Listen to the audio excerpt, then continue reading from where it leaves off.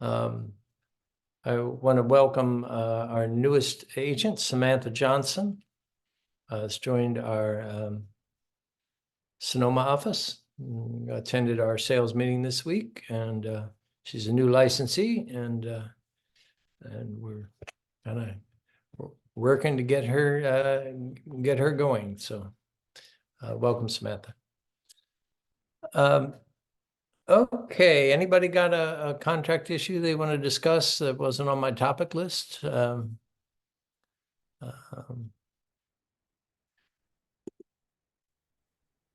Hey, Gary, we had an interesting thing that happened recently with an escrow that we closed. Okay.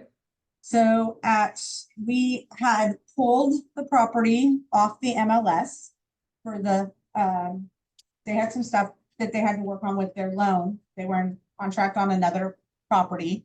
And this agent that brought the offer, the day that we pulled it off market, this agent brought an offer to which our sellers accepted.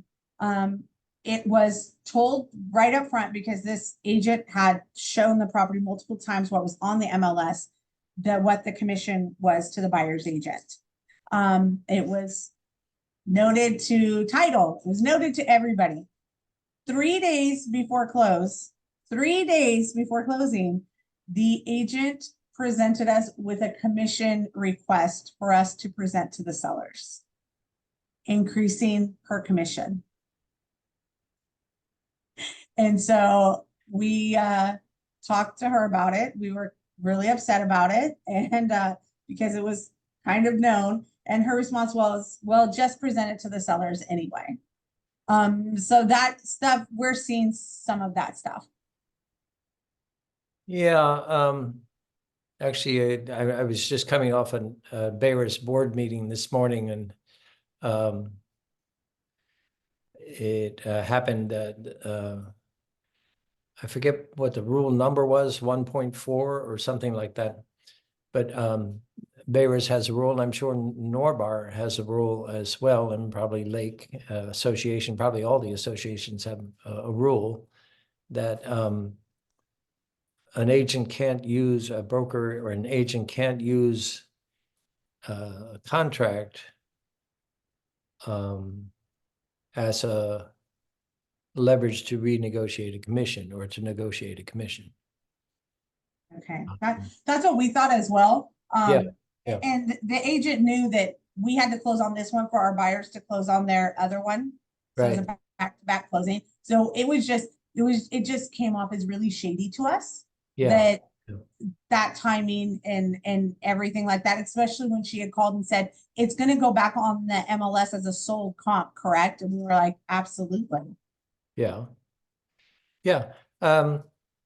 So in those cases, I refer the agent back, the offending agent back to the rules. Say, okay, this is, we have a rule about that, and I'll find out what the rule is, and I'll send it to you, and just leave it at that. Okay, perfect. So, thank you. I mean, if we have overriding code of ethics rules or rules in our systems, that we don't need to do a personal argument about it. It's just you either follow these rules or you don't.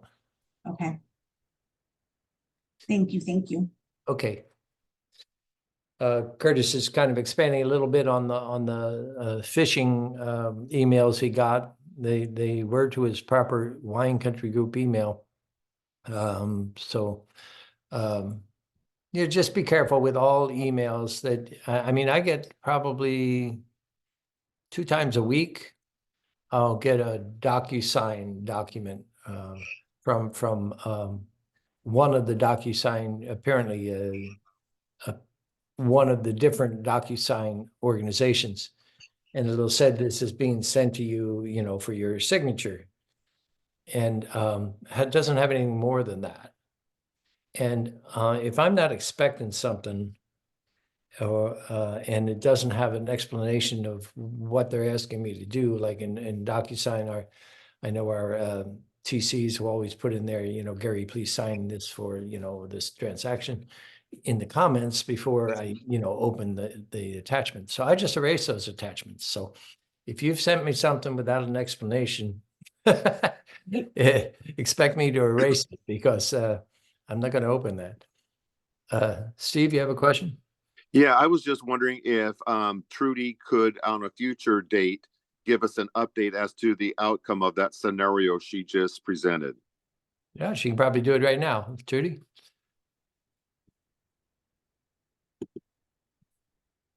Let me unmute. So what we did was we obviously she requested that we take it back to the sellers, to which we did. The sellers were upset, as of course they would be. At that point, the sellers were kind of like, well, what do you suggest? And I said, I can't suggest because it's the ball's in your court. And if you say no, you say no, we go back to the table. What they ended up doing was they ended up coming up 0.25% for that person. And that was it. And it's more so, and we were end up to close the transactions. More so though, it's definitely hurt her relationship with our team as far as in the future. And it was actually somebody that we were trying to recruit to come to our office. And that, I mean, now that happened, it's somebody that we wouldn't want.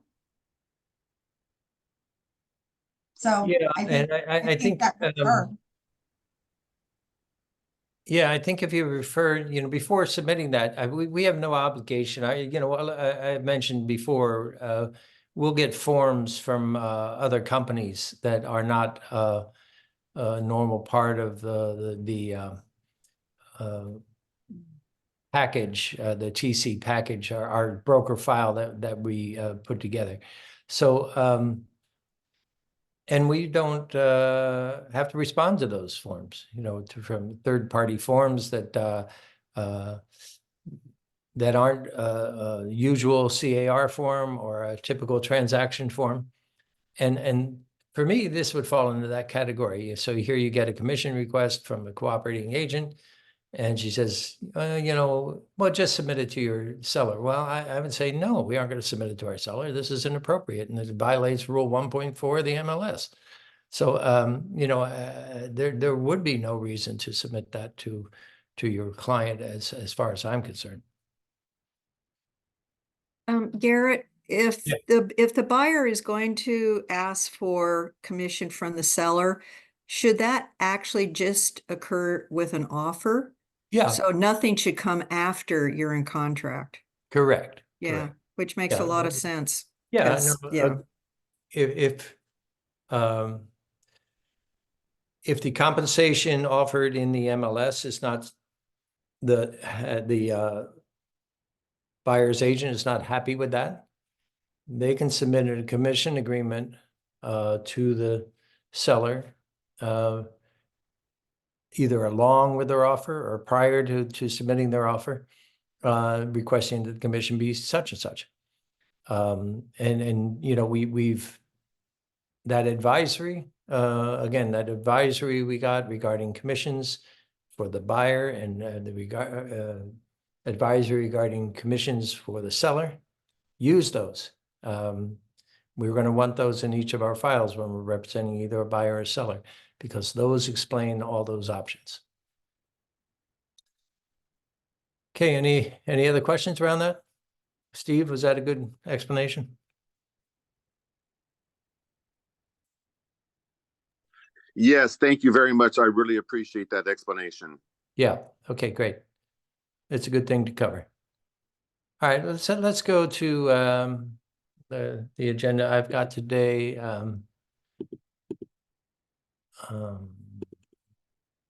Whoops, I don't know what that form. Here we go.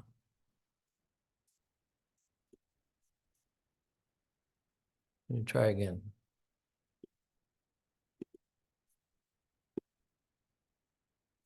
Okay, what's happening here?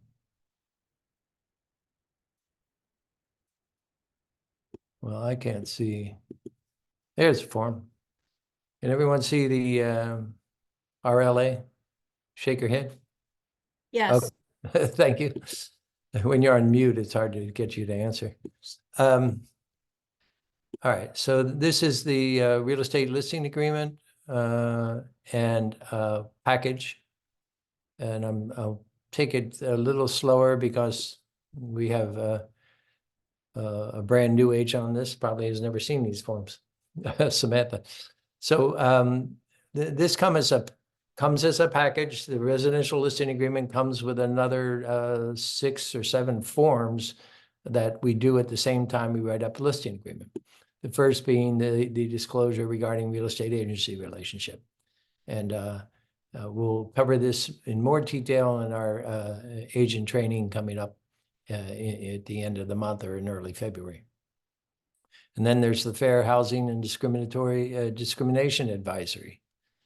I had an interesting question yesterday about this. And this, I was doing an interview with a new licensee who hasn't placed her license yet with a broker. And she asked, well, what happens when you get multiple offers and you know, the seller has to look at the, you know, different ones and, you know, how do they select which offer they want to take? And I said, well, then, you know, there's many variables, but in the long run, they can use whatever selection criteria they want, as long as they are not violating any fair housing and discrimination laws, and that we certainly aren't violating any fair housing and discrimination laws. So, but they can use multiple factors to decide which offer they want to take. And then this form is attached, the possible representation of more than one buyer or seller. Again, we'll cover that in more depth in our training coming up. Wire fraud and electronic funds transfer advisory. And then we get to the listing agreement. The question came up and it had to do with paragraph 3A of the listing agreement. Our agent agreed to a flat fee for the listing rather than a percentage. So their question was, you know, typically we would put in 3A here and our, you know, if it's a percentage, we check this and we put in a percent. You know, but if they've agreed to a flat fee, that's okay. They talked to me about the flat fee before it was agreed to, but they just wondered where to put it, and it's right here, you know. You know, we were going to put you know, $5,000 or whatever it might be. So that the form provides for that.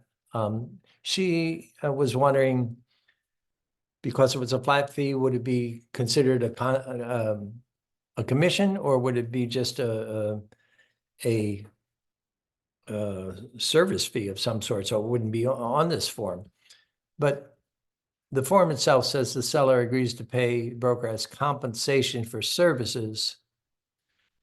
So it is a, you know, it doesn't call it a commission. It really calls it a compensation for services. And above it says it refers to real estate commissions not fixed by law. They're set by each broker, may be negotiable between the seller and the broker. And real estate commissions include all compensation and fees paid to the broker. So anyway, that's where you put it in the form, long and short. Okay. Any questions on that? All right. We'll go back to that form in a minute. The next topic I have has to do with question came up from an agent, and this comes up relatively frequently. But in this particular one, it says, you know, there was a contingency in the contract that the seller had to do certain things. In this case, it was a trust. The seller had to run around and get I don't know, 10 beneficiaries of the trust. And the parties agreed, the buyer and the seller, that first of all, the seller, we thought the seller had sole authority to convey the property.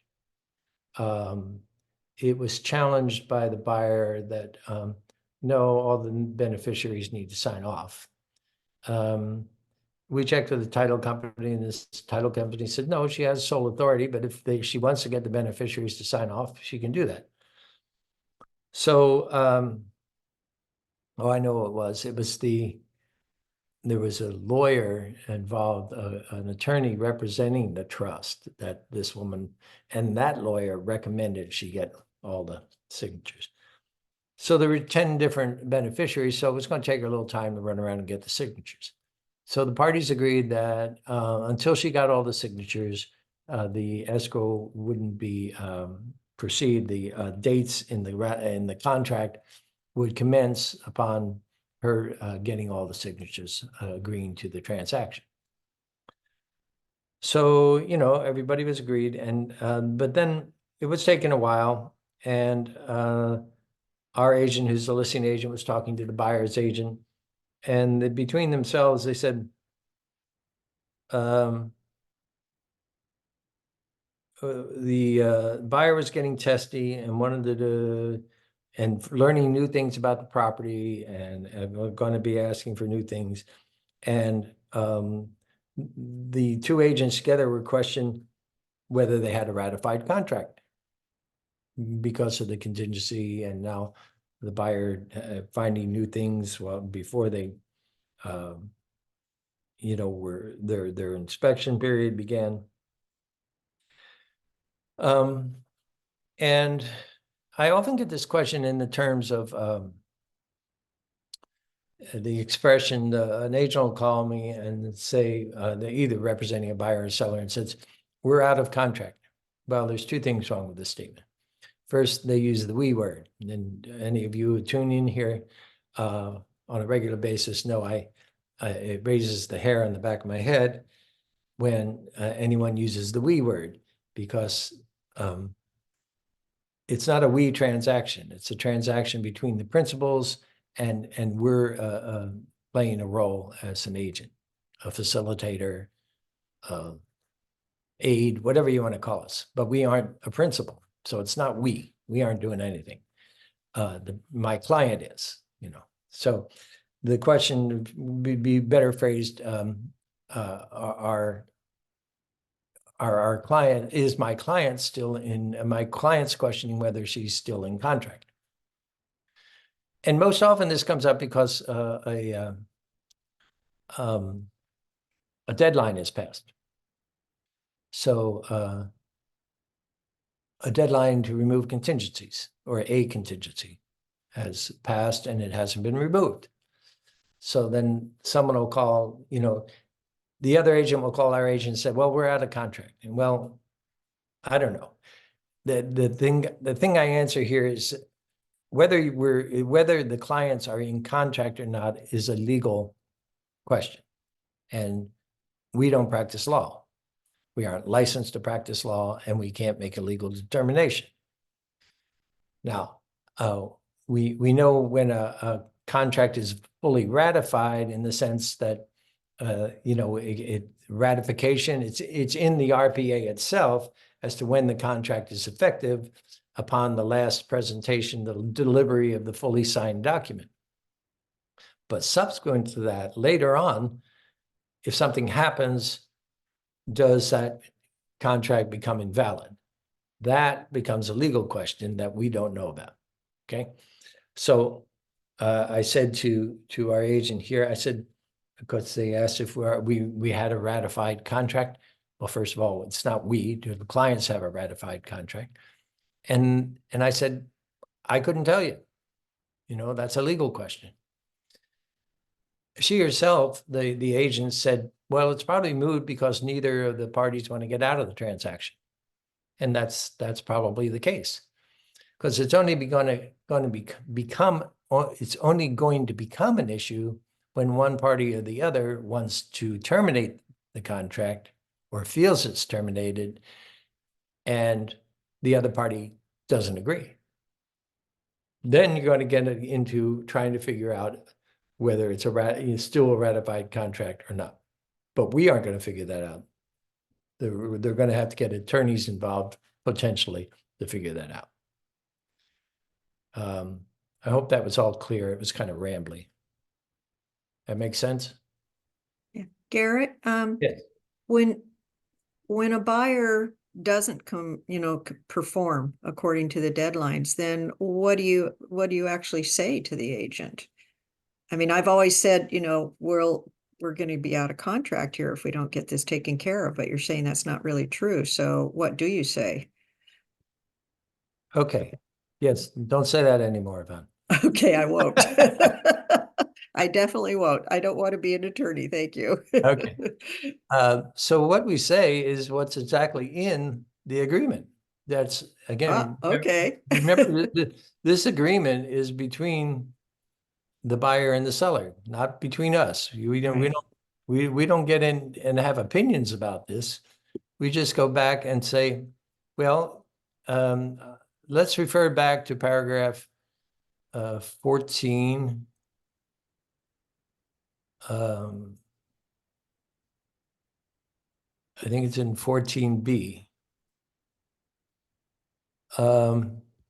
And if we go to 14B3, it says buyer shall, by the end of the time specified, usually 17 days, deliver to seller the removal of applicable contingency or cancellation of the agreement. So the buyer can cancel the agreement during that time they have a contingency, right? However, if any report, disclosure, or information for which the seller is responsible, other notes, so the seller has to have given the buyer all the forms that they were obligated to give them. Okay. So if delivery any report, the report has already been waived or does not relieve the contingency. Okay, but so that's not it. All right, so it's paragraph B4 here. Continuation of the contingency, even after the time specified in paragraph 3L, your 17 days, and before the seller cancels, if at any pursuant to paragraph 14C, the buyer retains the right and offer to either remove the remaining contingency or cancel the agreement based on the remaining contingency. So that, your contingency, your 17 days passed, the buyer's done nothing. It's now the 20th day, the seller has done nothing about it. So the buyer retains all their rights. They aren't automatically, that's what that says. It's a continuation of that contingency if nothing happens. Now, seller's right to cancel based on the buyer's contingencies. If during the time specified in the agreement, buyer does not deliver the seller a removal of the application, then seller, after first delivering the buyer a notice to perform, NPB, may cancel the agreement. In such event, the seller shall authorize the return of the buyer's deposit. It's all spelled out there. So there's nothing we have to invent or make up or decide. It's just all there in writing. So you just I always refer back to the paragraph number and page, say, okay, that's covered by paragraph 14D in the contract. Let's look at it. So basically, if you've got a buyer that's not performing and they're not coming forth with, well, we're going to, ask for an extension, or we're going to do this or that or the other, then you just go to the seller and go, do you want to just let this ride a little? Do you want to do a notice to perform? Right. That's it. Okay. Yep. That's the answer.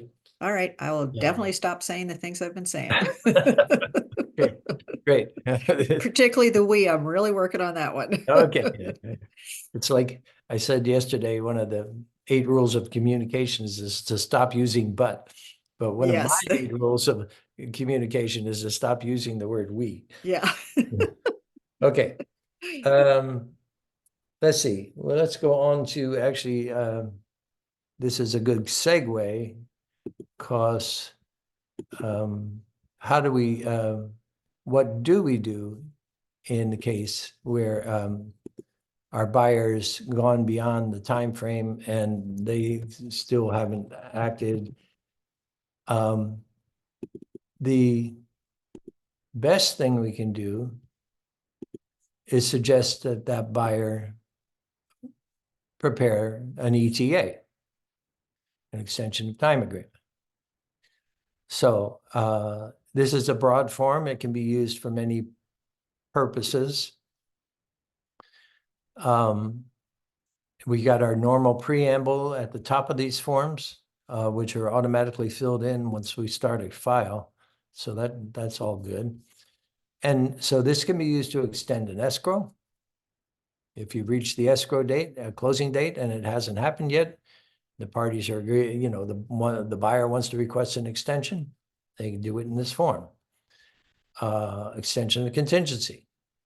So they would put in the date, and then they would check the contingency that is applicable, the property condition, the loan, or other. And then there's other extensions. It could be the extension when it's subject to the buyer selling a home and they haven't sold it yet. They want to extend that. And then there's additional terms. You know, sometimes for an extension, this happens in commercial real estate fairly often, that, okay, I want to extend my right to purchase the property and my contingencies for an additional 90 days. And I'm willing to, you know, pay $10,000 to do that. So that could be an additional term that the buyer pays a fee for that extension. And then this offer expiration protects us all. Remember that if you write this kind of thing up in an addendum, which we used to use addendums to maybe write this kind of thing, and the addendum doesn't have this offer and expiration part language in it, then that addendum becomes an automatic counteroffer. And the seller could just reject it and cancel the transaction because it's a new counteroffer they don't accept, so the deal is dead. This, when using these forms or the amendment form instead of the an addendum, it has this offer expiration language, which says whichever party is proposing this, and if the other party doesn't agree by 5 o'clock on the third day, then it's withdrawn. So it becomes an offer rather than an addendum. So that's a distinction we have to be aware of. Okay. Any questions? The CR form, we often come up with the CR form and how to use that, because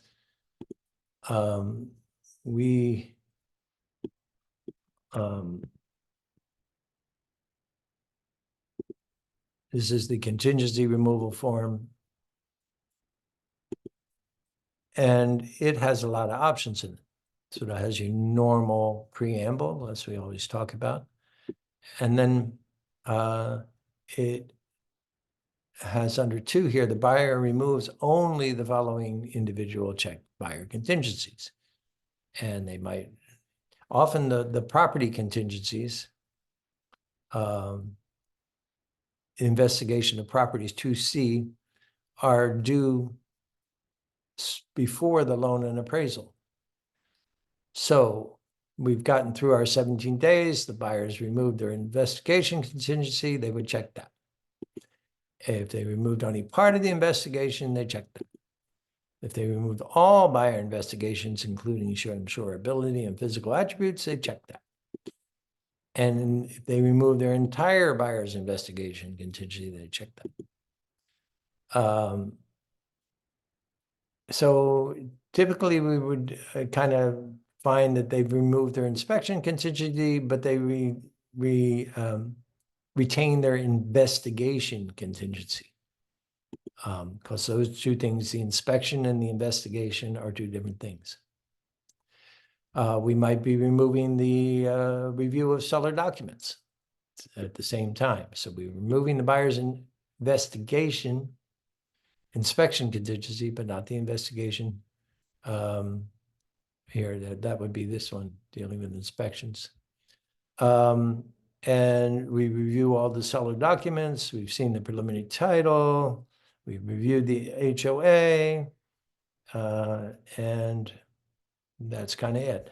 So that leaves us open with the loan and appraisal because we haven't removed those. So we use this form once, right? And that's why it's numbered. So this is contingency removal number 1. Now we go back and we're going to remove the loan, but not the appraisal. So we go back and we've got loan approval. Well, let's say we have the appraisal, but we don't have final loan approval. So we remove the appraisal now in number 2. And so forth and so on. So we may have 2, 3, 4 of these things by the time the contract is complete. And that's good. That's why, it's intended to work that way. Garrett, most of the time it seems like if a buyer is removing a lot, but not 1 or 2, they'll just do all buyer accept Yeah. to that's simplify it. Yeah. right. Yeah, I should have gotten that further down on that form. And that is an option down here. Number 3, all buyer contingencies are removed except, and then you just check those. Yeah, that's true.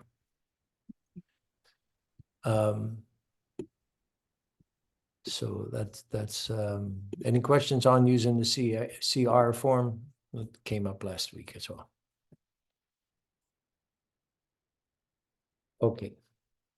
And then there's the good old RR form. Let's go back and we'll look for the RR form.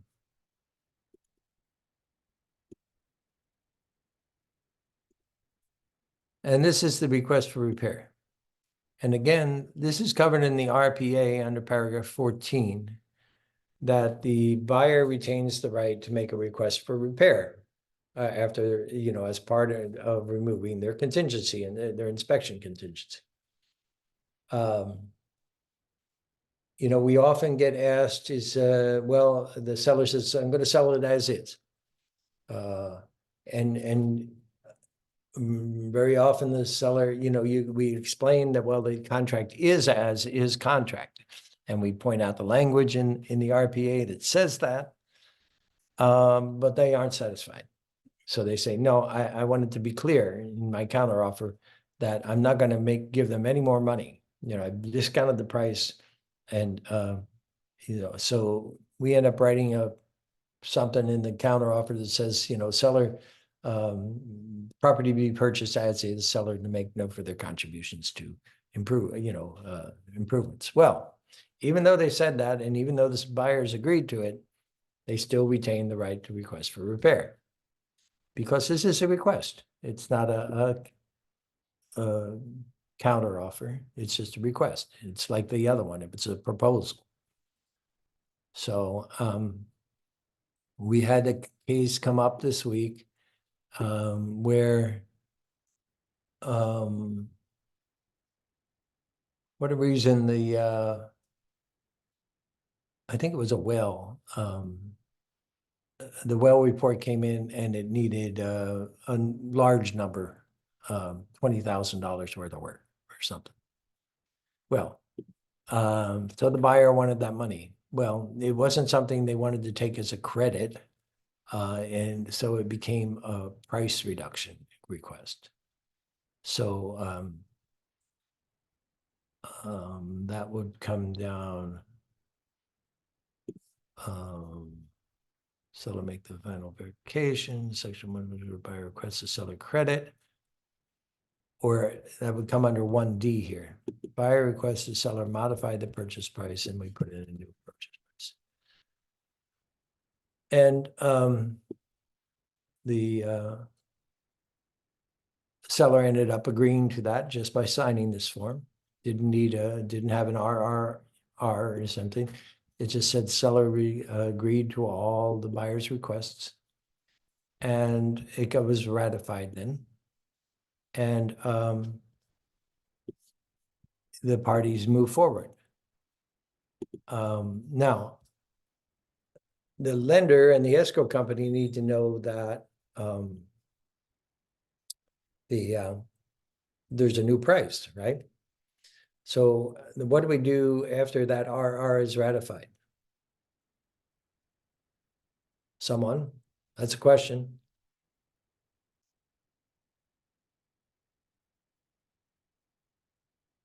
Come on, raise your hand. Sorry, after it's ratified? Yeah, then- after so the that- RR is all signed off and ratified, what do we prepare next? Open escrow. No, you're already in escrow.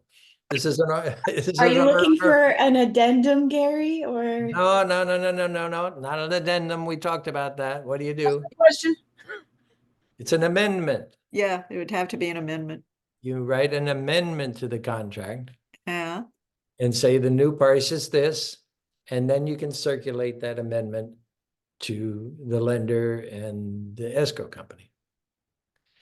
The reason you don't use an addendum is that then again, it's a counteroffer, you know, and even though they've agreed to it in the RR, they may change their mind. And all of a sudden the seller says, no, I changed my mind. I'm going to cancel. So you use the amendment, which is again a proposal, just like the RR is, and just like that ETA was. And if everybody agrees to the proposal, then it's a done deal, and you submit it on. But remember, we use the amendment anytime, the amendment form, anytime you're changing terms after you're in contract. You use the addendum form anytime you're adding terms to a contract at the time you're writing it. Okay, that's the distinction. Use the addendum before contract, use the amendment anytime after contract. But if you are just, let's say, repairing the well and you're putting out the money, that's not the same thing. I mean, you're not changing the price of the. Well, right. You could just rely upon the RR terms in that circumstance because it says what the parties are going to do, and you don't need to submit the form any further to anyone else. The reason you don't want to submit the RR form to a lender in particular often is because the RR form might have references to Section 1 work, you know, which the lender may not want to know about, or it may have other things, you know, health and safety things that, I mean, even the well issue, you know, and you've attached a list to the well report, and you know the lender's going to say, no, I don't like that. You know, I'm not going to make a loan on that property. There's certain things we don't want to necessarily provide the lender. The lender doesn't want them. It's not that we're trying to hide them from the lender, but the lender doesn't want to know that about them because that changes everything on their end. Does that make sense? Okay. Kendra, did you have a question?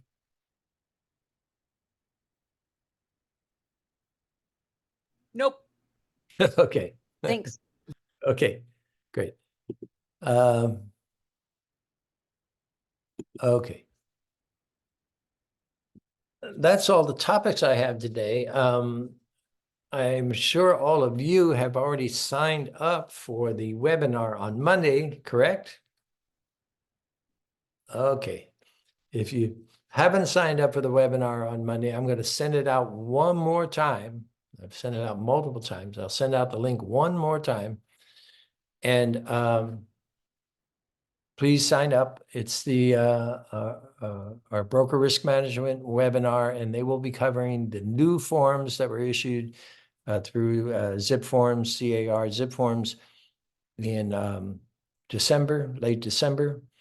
And they will be covering the changes in laws that are effective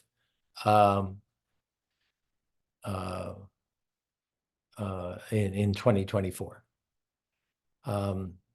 The link, Curtis, if you registered with for the webinar through the registration link, they should have through the registration, they should have sent you a link.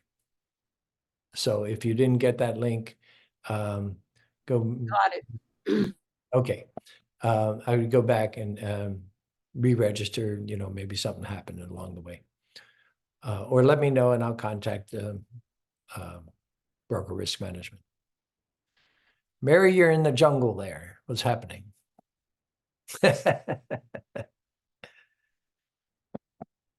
It looks better than your pile of papers. We can tease Mary about her pile of papers. She gets the work done. She gets the work done. She's got her own methods, but she does it. All right, everybody. Unless there's any other questions? Any other questions? All right. Enjoy the afternoon and the weekend. Go Niners. Let's see. Go Niners. Bye-bye. Go Niners.